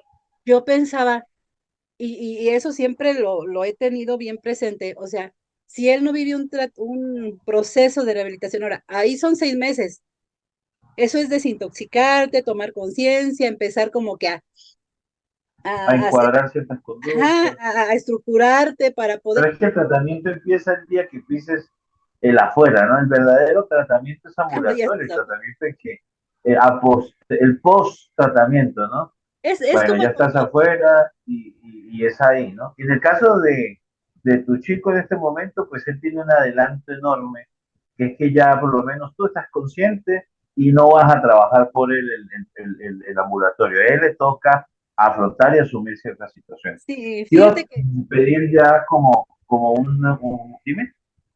no, digo que una cosa que él me dijo antes de que yo estuviera en esta conciencia más plena, por ahí como a mitad del proceso, que yo todavía le decía que esto que yo hacía lo hacía por él, que yo estaba teniendo este cambio por él me lo dejó bien claro y de ahí en adelante ya me dijo, ¿sabes qué? Te voy a decir una cosa, mamá. Ya hoy se expresa un poco más y ya por eso me interesó mucho ese tema del lenguaje y de la lectura y de todo eso que estuvimos platicando, porque ahora entiendo muchas cosas. Pero en ese momento él me dijo, Vamos a hablarlo más adelante. sí, sí, porque tengo ahí un par de cosas que ya me cayeron el 20. ¿Eh? Entonces me dice, ¿sabes qué? ¿Sabes qué, mamá? De hoy en adelante, quiero que todo lo que hagas, lo hagas exclusivamente por ti. Que te quede bien claro. Todo lo que tú hagas de tu crecimiento, de tu formación, del programa que quieres hacer, de si quieres ayudar a las personas, todo hazlo por ti. Y se fue. Y me dejó así como que, Perfecto. espérame, pero tenía razón, o sea, las cosas que él me ha dicho dentro del proceso de su adicción, de su situación en consumo, ya con este proceso mío de mi recuperación personal, han sido de impacto en ese momento de que, ay, espérame, pues si soy tu mamá y me duele, a ver, lo analizo y tiene toda la razón. Y por eso te digo que él ha sido mi gran maestro porque me ha dejado cosas bien en claro que para una madre son dolorosas, pero que las tenemos que asimilar porque es la única manera que nosotros realmente vamos a poderle brindar a nuestro hijo o a nuestro ser amado un amor responsable.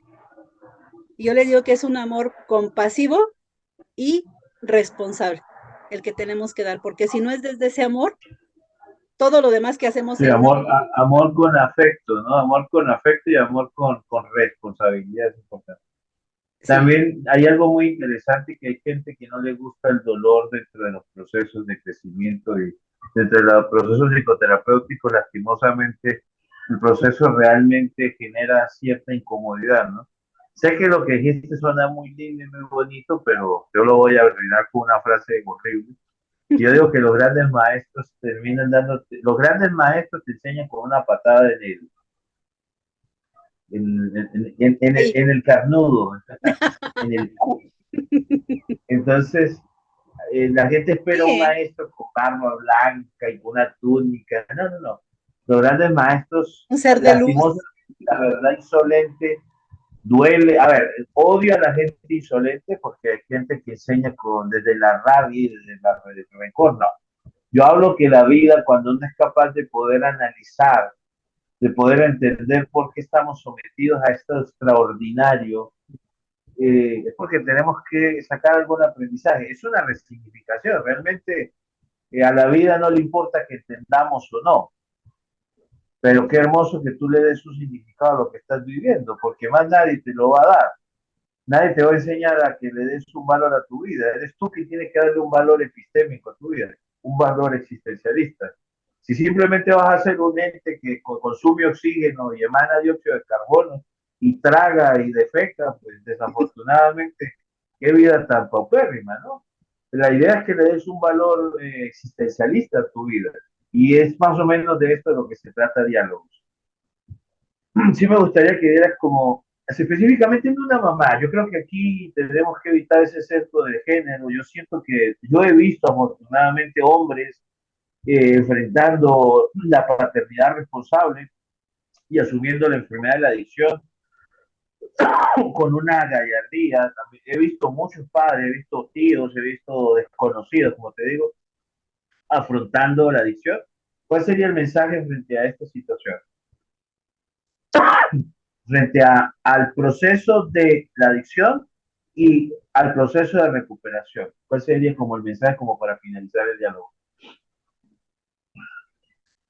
Pues hoy en día me queda claro que solo conociendo es como puedes aportar, como puedes enfrentar, porque todo el mundo le tenemos miedo a lo desconocido. Si no lo conocemos, pues cómo lo vamos a afrontar, cómo vamos a tratarlo, cómo vamos a brindar una ayuda o cómo vamos a poder seguir avanzando si es algo que no conocemos. Lo primero es el conocer, la educación, la formación.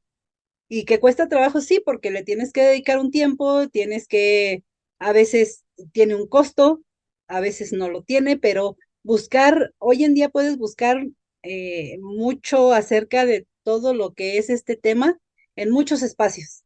Hay muchos espacios que te brindan ese conocimiento. Primero el conocerlo, después el hacernos responsables, no víctimas, porque es bien fácil atravesar de la culpa a la victimización, es una línea bien delgada donde primero sí yo me sentía mal, pero ahora yo soy el pobrecito, ¿no?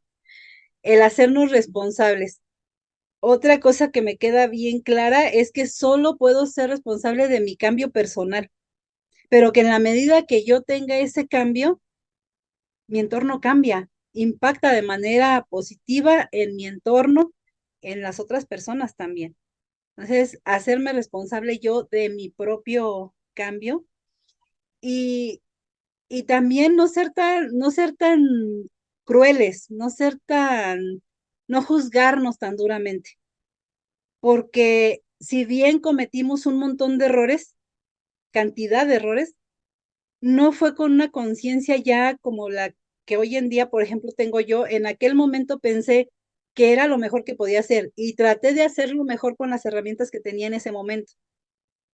Que algunas situaciones no se justifican por la ignorancia, pero también es lo que estás viviendo, es el miedo, el terror, muchas cosas que te paralizan en ese momento.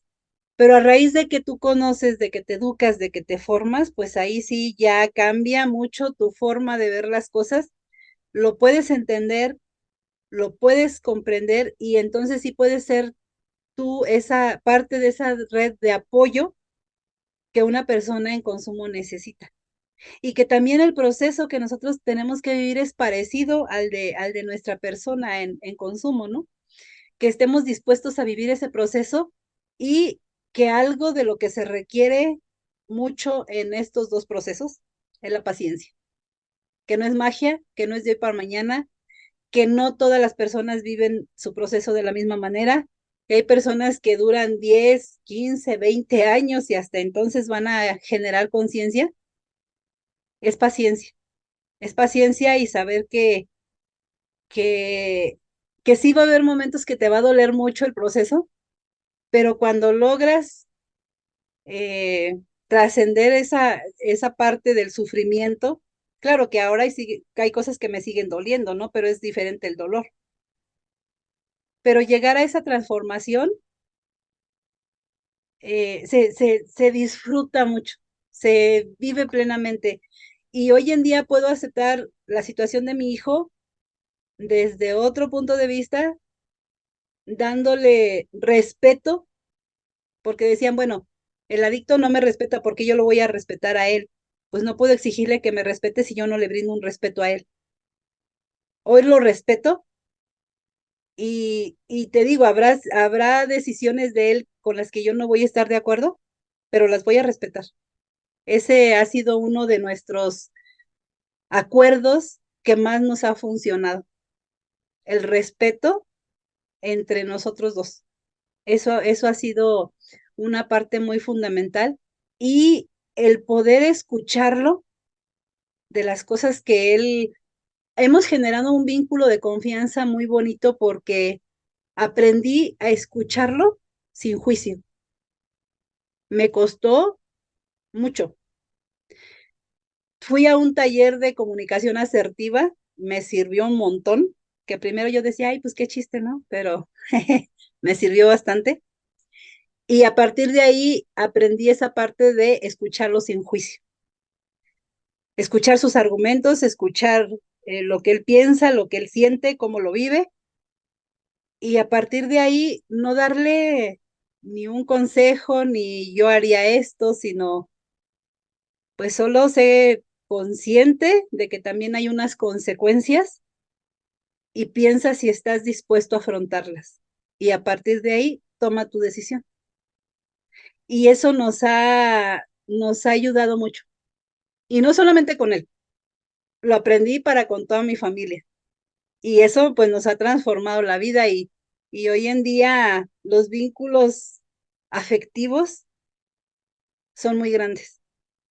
Entre mis hijos hay unos vínculos afectivos sumamente grandes donde se enseñaron a aceptarlo, a su hermano, sin juzgarlo, entendiendo que vive una situación que él mismo va a tener que ir eh, transitando y que ellos van a estar ahí para acompañarlo, pero no para tratar de cambiarlo, de juzgarlo, de señalarlo, sino que es un proceso que requiere un acompañamiento y que ahora desde el conocimiento, desde la formación, podemos estar ahí para él, pero que dejó de ser el centro de atención, que es un miembro más de la familia, que tiene su rol de hijo, de hermano, y que todos en un momento dado necesitamos del apoyo y la atención de los demás.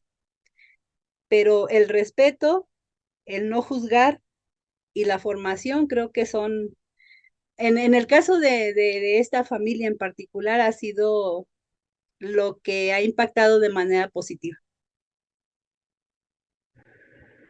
Oye, bueno, primero que todo, pues mil gracias por permitirme esta este diálogo tan bonito de algo muy íntimo también, pero no quería perderme la oportunidad de usar esto como una metodología y un encuadre para muchas personas. No sé qué tantas puedan escuchar. Yo de verdad, pues la idea de este diálogo no es hacerme viral ni nada, sino lo uso para la gente que yo impacto directamente. Casualmente tengo como 127 suscriptores y esos son los 127 personas que conozco cada uno de mis suscriptores porque son gente que me escucha. Realmente yo uso la plataforma tanto de YouTube como de Spotify para, para trabajar ciertos aspectos y esto es uno de los diálogos que creo que va a ser uno de mis favoritos porque va a ayudar mucho a entender a las mamás, a los papás, a los hermanos, ¿sabes? Desde el diálogo, ¿no?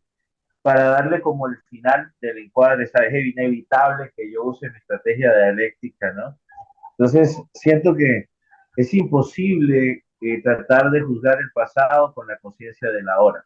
Creo que ese es un gran error que tenemos y somos crudos con nosotros y si no somos con nosotros, no nos imaginemos con el resto, ¿no?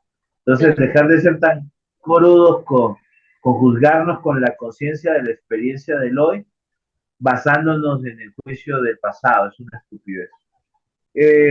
¿Hay algo que dijiste? ¿El respeto es importante? Sí, es interesante respetar, pero también empatizar, lo que dijiste, el tiempo. No hay un tiempo predilecto de recuperación, no hay un tiempo específico para recuperarse. Sí hay unas condiciones neurológicas y orgánicas determinantes en cierto X proceso, pero es importante entender que siempre en el momento en que se intervenga va a ser el momento más oportuno. No hay un peor ni un mejor momento. El mejor momento que se puede hacer es incluso el que evita todas cosas que un niño desarrolle una estructura maladaptativa para que entre oportunamente la sustancia. Creo que es el único lugar que yo considero que estadísticamente podemos hacer algo, ¿no? Incluso, eh, pese a que mi área de impacto mayor, es decir, creo que el 80% de mi dinero viene del área de las conductas adictivas, estoy trabajando muchísimo en la parte de divulgación y sobre todo trabajar en el desarrollo de crianza asertiva, respetuosa y responsable. Creo que es el único tiempo donde vale la pena entender qué es donde se debe trabajar, ¿no? Claro. Por eso tener empatía y como tratamos al niño, tratar a todos con dignidad, ¿sabes? Yo creo que hay que aprender a darle dignidad de ser calificado con cualidades y derechos a todos, por más que tenga la condición que sea. Incluso desde el niño, porque tenemos ese sesgo de quitarle dignidad al niño por ser un niño, y creo que ese es el primer rasgo, el primer sesgo, el primer bulo sobre el cual construimos un montón de esquemas maladaptativos. Y hay una frase que no sé si la dejó Bruce Lee, pero la usaba mucho en el dojo, que decía que el dolor es inevitable, pero el sufrimiento es opcional. La victimización parte del sufrimiento. En cambio, entender que hay dolor nos hace humanos, ¿no? Y creo que bajarnos desde ese pedestal en que somos omniscientes e intribulables, que vamos a ser personas siempre como objetos inamovibles, creo que es bueno también bajarnos de esos pedestales que tenemos, que son mentiras, son falsos, y permitir que nuestros hijos nuestros amados, a mí me encanta Martín cuando me dice amado, amado mío, me dice, porque realmente es eso, la gente que para nosotros importa son nuestros amados y como amados que son, también deben de vernos frágiles. Debemos dejar ya la japicracia, la dictadura de ser felices. También es justo que la gente vea en nosotros fragilidad, debilidad y que también nos apoye. También es humano y es hermoso poder decir que no puedo solo. Y creo que dentro del proceso de recuperación en materia de trastornos de conducta adictiva es especial el aceptar que no se puede cargar la carga, valga la redundancia, solo, ni como mamá, ni como papá, ni como familia, pero mucho menos como adicto. No sé si tienes algo más que agregar, Isa. De mi parte, mil gracias por este espacio que me permitiste. Pues nada más que sea la segunda parte próximamente. Sí, Hay, muy pronto. Y abordar hay, otro tema, ¿no? Fuera de la adicción. no, de hecho, ahí mismo dentro del proceso que he vivido con mi hijo, hay muchas cosas que están muy rescatables y que tal vez le pueden servir a las familias. Hay muchas situaciones rescatables de cómo hemos aprendido, de, de, de qué situaciones de repente te llegan así y que hay personas que les pudieran ayudar y a identificar diferentes situaciones. Pero en este caso es esta parte de la inteligencia emocional que no es andar felices toda la vida, sino que saber que si te enojas, pues está bien, que si estás que te lleva también está bien y que te lleve y te traiga de regreso, ¿no? Pero eh, poderte mostrar vulnerable, que sepas, o sea, que tú también necesitas y que tú también en un momento dado requieres de esa persona que te pueda brindar un abrazo, que te pueda brindar una escucha, que a veces no necesitas ni un consejo ni que te digan qué debes de hacer, sino escucharte nada más. Fíjate que había personas una persona que me llegó a decir, si yo estuviera en tu lugar, me dije, no, pues ¿sabes qué? Qué bueno que No no estás estás. en mi lugar, qué bueno que no estás en mi lugar y deseo que jamás estés en mi lugar. Eh, yo les agradezco mucho, le agradezco mucho a mis hijos el gran apoyo que han significado en este caminar porque quisieron formarse, nunca rechazaron a su hermano a pesar de todo lo vivido. Hay un gran vínculo de amor entre ellos y eso ha sido un factor muy importante para mí como mamá, porque se dan esos casos de que pues ahí te quedas con tu adicto, ¿no? Y yo ya me voy porque ya me harté, porque yo a ellos se los agradezco infinitamente que han tenido un amor muy compasivo hacia su hermano y que esto desde esa visión de ese amor les ha permitido el poder entender la situación, formarse en la situación y el día de hoy ellos mismos me sugieren temas y de acuerdo a lo que ellos están viviendo, por ejemplo, mi hijo con los chicos en la universidad, con los chicos que da clases ahora en la preparatoria, llega y me dice, oye, mira, ¿sabes qué? Que vi esta situación, ¿qué te parece si tocas este tema o si puedes ir a dar una charla de esto? Entonces, empezar a compartir ahora esto que me gusta porque hoy lo que hago lo amo, me apasiona y, y por eso es el compromiso de aprender todos los días, porque sé que me hace falta bastante. eh, es por toda esa energía que recibo de ellos. Y, y hay muchas cosas que debemos hacer porque depende de nosotros también el hecho de no enfocarnos en la persona que está en el consumo, sino de enfocarnos en nosotros mismos, cambia la dinámica familiar, la hace más llevadera, le quita el peso, la carga a la persona que está en consumo y pone en su rol a cada quien y le da su responsabilidad a cada quien. Yo creo que eso es algo que yo agradezco mucho y que es lo que hoy en día me permite ver las cosas desde otro punto de vista. Y agradecerte mucho porque de esto casi no hablo. Sí digo alguna que otra cosita, pero de esto casi no hablo y el poderlo hablar hoy me hace sentir bien. Bueno, lo que pasa es que nadie sabe que tú no estabas preparada para esta entrevista, ¿no? Te la volteé hoy. Yo, se supone que era yo el que iba a hablar de un tema, pero agradezco que me permitieras volteártela. Te prometo que abordamos los otros temas muy pronto. Mil gracias de verdad y bueno, esto fue un diálogo de mente. Gracias por compartirme parte de tu historia.